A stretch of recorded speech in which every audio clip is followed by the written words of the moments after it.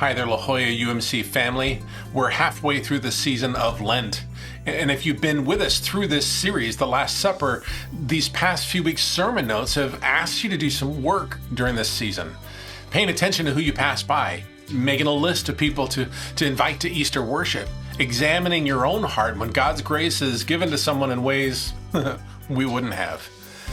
These weekly practices have been intentionally building on each other. Week by week, we've been learning to see differently, to notice the people around us, to know them by name, and to be honest about what's happening inside us when God's extravagant generosity doesn't match our human expectations.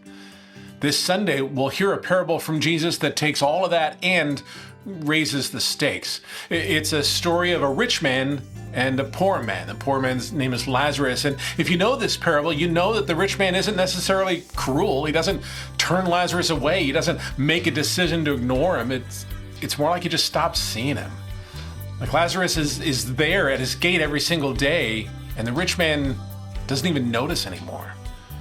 Maybe you know something about that. I know I do.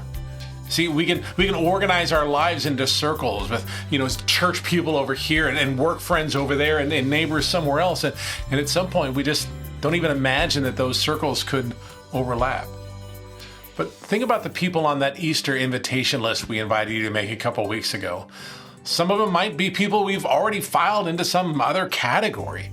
Maybe there are people missing from that list because we've assigned them to some other circle. And maybe that's what this story is asking us to see with new vision.